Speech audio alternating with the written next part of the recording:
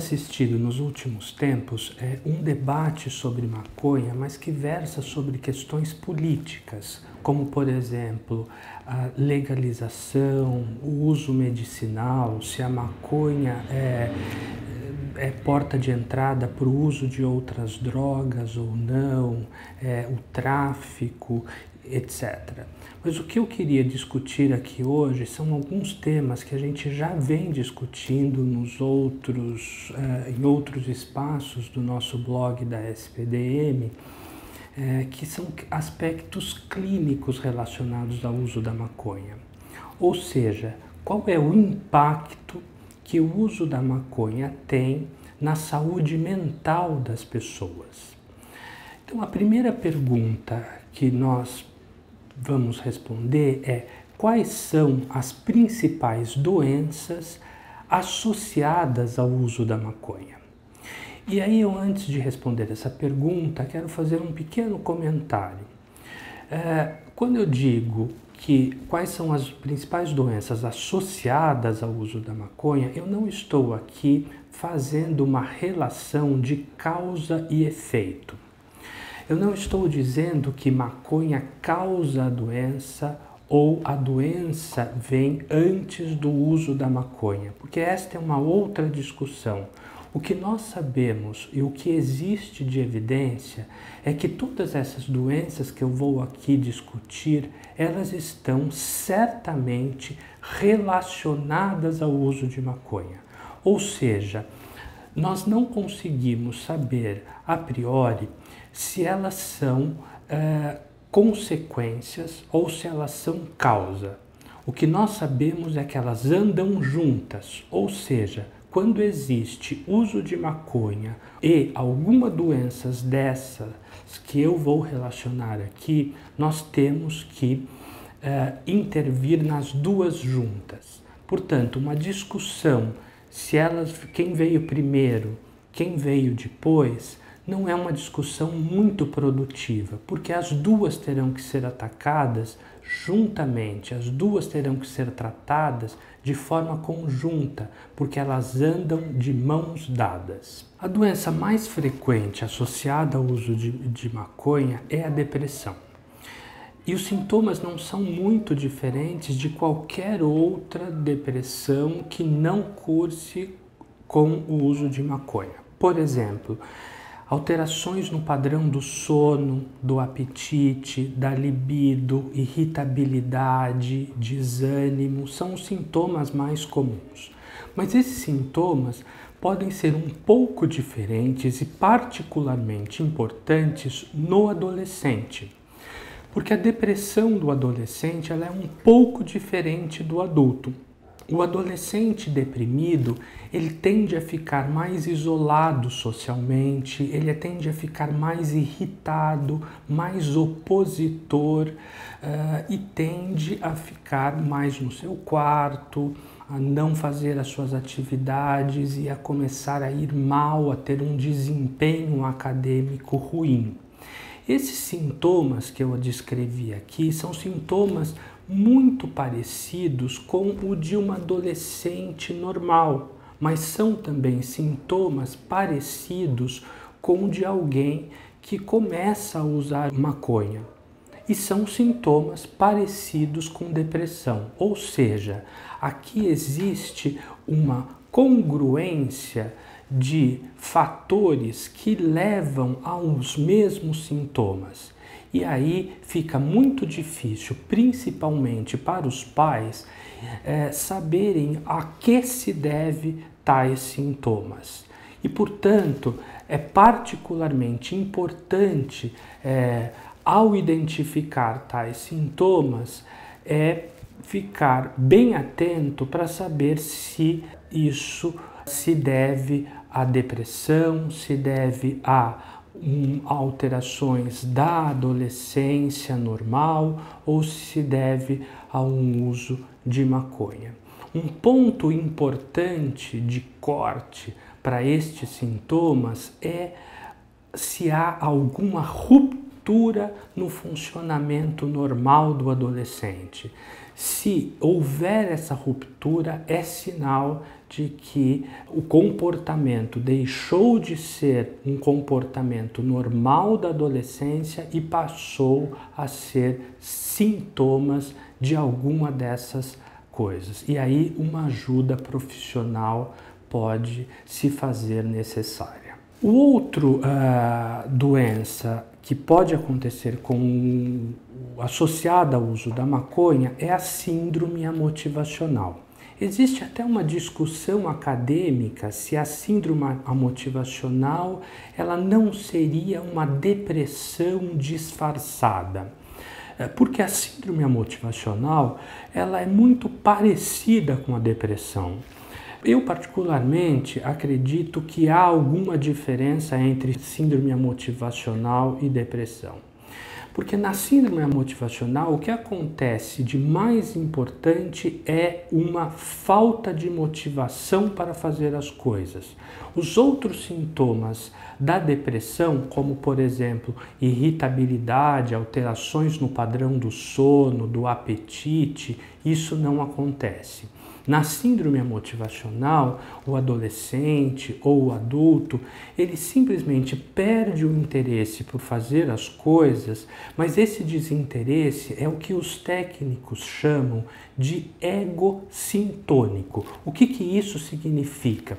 Significa que ele está desinteressado, mas ele está bem com isso, né? Diferente da depressão, as pessoas ficam desinteressadas ou elas deixam de fazer as coisas, mas elas não ficam bem com isso. Elas se sentem mal ao estarem daquele jeito e, portanto, elas tendem a buscar ajuda, tendem a conversar com os amigos e dizer assim, eu não estou me sentindo bem assim. Isso a gente chama de ego distônico. Na síndrome amotivacional, não. A pessoa está sem fazer nada, ela está sem vontade de fazer nada e ela está absolutamente bem assim. O lema da síndrome amotivacional é os incomodados que se mudem, porque ele realmente não está incomodado com aquela situação. Todas as outras pessoas ao redor, a escola, os pais, os familiares, eles estão incomodados, mas a pessoa não, né? O outro lema poderia ser o inferno são os outros, porque ele realmente não está incomodado, quem está incomodado são os outros. A outra doença associada ao uso de maconha é a psicose. E aqui eu vou fazer a distinção entre dois tipos básicos de psicose. Existe aquela psicose que é a mais típica, que cursa com sintomas bastante característicos, onde a pessoa ouve vozes, ela se sente perseguida, às vezes o pensamento não é muito característico, ela acha que tem pessoas atrás dela, que a televisão conversa com ela, que tem câmeras atrás dela e é fácil de identificar. Essa pessoa se sente muito amedrontada, com muito medo do que está acontecendo, dos próprios pensamentos, e às vezes ela pode ficar até agressiva. Então, essa pessoa certamente vai ser identificada como tendo uma doença mental ou num período de crise e vai procurar um médico, vai procurar um centro de saúde, porque é fácil de identificar um quadro psicótico como esse. Mas existe uma psicose associada ao uso de maconha que é mais difícil de identificar. É o que a gente pode chamar de uma psicose atípica ou de uma psicose atenuada, onde a pessoa desenvolve um pensamento mais filosófico, né, atribuindo significado especial a acontecimentos particulares. com uma certa frouxidão na associação das ideias. Então, para o leigo, para a pessoa que não tem muito conhecimento de filosofia, eventualmente não pode perceber, mas para as pessoas que têm mais conhecimento, começa a perceber que ela mistura conceitos, né? A crítica começa a ficar um pouco prejudicada, ela não ouve vozes, ela não é propriamente delirante, mas as pessoas ao entorno começam a perceber que ela é mais excêntrica, ela é diferente das outras pessoas, ela tem uma dificuldade de atuação no mundo prático, mas ela fica mais no mundo das ideias, no mundo dos conceitos, mas de um jeito mais frouxo, não muito propriamente aprofundado nisso. A gente percebe que é superficial, né? E as pessoas ao redor não a identificam propriamente como uma doente mental. Na verdade, essas alterações são colocadas na conta da excentricidade. Comumente essas pessoas podem dizer assim, não, olha, eu sou médium, ou elas podem dizer assim, não, eu tenho poderes especiais, elas têm dificuldade de socialização, elas não têm um bom desempenho na vida prática, na vida cotidiana, nem na vida acadêmica, nem na vida profissional. Mas elas vão levando a vida e às vezes elas não procuram um centro de saúde ou não procuram um médico porque elas não são identificadas como tendo um problema de saúde, um problema mental.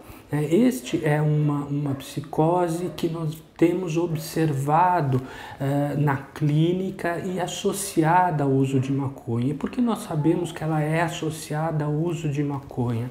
Porque quando cessa o uso de maconha ou quando toma medicamentos para a psicose, essas pessoas melhoram dos sintomas e melhoram desses pensamentos e começam a ter uma vida mais funcional. Então, essas são as principais doenças, né, e as doenças mais comuns associadas ao uso de maconha. Existem algumas outras doenças que são mais raras, mas que eu não vou comentar aqui, mas que eu escrevi no nosso blog da SPDM. Então, a outra pergunta então, que nós vamos responder agora é: quem são as pessoas que vão desenvolver essas doenças? Será que são todos os usuários de maconha? Na verdade, o que nós sabemos é que para desenvolver essas doenças há que se ter uma predisposição individual. O grande problema é que hoje não há como nós sabermos a priori quem são as pessoas que têm esse desenvolvimento, essa predisposição individual para desenvolver essas doenças. Será que eu tenho uma predisposição a ter um surto psicótico, ou a ter uma esquizofrenia, ou a ter essa psicose atenuada, ou a ter depressão? Ou qual é em que padrão de uso uma pessoa precisa usar a maconha para poder desenvolver isso? Ou seja, na verdade, hoje, para saber responder esta pergunta, nós teríamos que pagar para ver, né? Nós só podemos dizer com certeza, eu tenho predisposição para desenvolver uma doença mental ao usar maconha, depois que eu usei maconha e desenvolvi a doença. Não dá para saber a priori. Então, por isso que os técnicos e os médicos insistem tanto que a prevenção ao uso é ainda o principal ferramenta para não desenvolver essas doenças, porque não tem como nós sabermos de antemão quem são as pessoas que vão desenvolver essas doenças ao usarem maconha. A outra pergunta é: qual deve ser então o padrão de uso de maconha para que essas doenças venham a ser instaladas nas pessoas? Então, existe o uso experimental e o uso de baixa intensidade ou aquele uso eventual. Tanto a psicose típica como a depressão, ela pode vir a ser instalada mesmo no uso eventual ou no uso experimental naquelas pessoas que tenham predisposição para isso. Se uma pessoa tem predisposição a ter uma esquizofrenia, que é uma doença grave, que não tem cura, né? Porque nós temos a psicose, que é uma psicose instalada, e que é um surto e que a pessoa volta à vida normal depois desse surto, mas nós temos a esquizofrenia, que é uma doença que se instala e que não tem mais volta, que é uma doença crônica, né? Então, já no uso eventual, no uso de baixo risco, é possível, numa pessoa com predisposição, desencadear a psicose. E a depressão em pessoas também predisponentes é possível desencadear a doença já no uso experimental, no uso de baixo risco. Com relação à síndrome amotivacional e à psicose atípica e também a psicose típica, ela é mais comum naqueles usuários crônicos, naqueles usuários de frequentes ou de mais alta intensidade, que são as pessoas que usam mais de 2 vezes por semana. Então, e principalmente a depressão também é muito comum nestes usuários. Ou seja, em resumo, né, no uso eventual é mais frequente a psicose típica e a depressão, e no uso frequente, no uso crônico, todas essas doenças que eu descrevi aqui podem acontecer com muito mais frequência. A outra pergunta é: qual então é o tratamento para essas doenças associadas ao uso de maconha? Como eu disse no início desse vídeo, como nós sabemos que há uma associação entre elas, e nós não vamos aqui discutir a relação de causa e efeito, porque depois que a doença se instalou, fica muito difícil dizer: olha, eu antes era deprimido, por isso eu usei maconha, ou eu não tinha depressão e depois que eu usei maconha eu fiquei deprimido, ou eu jamais teria depressão se eu tivesse usado maconha. Quer dizer, essa discussão ela é absolutamente improdutiva e teórica.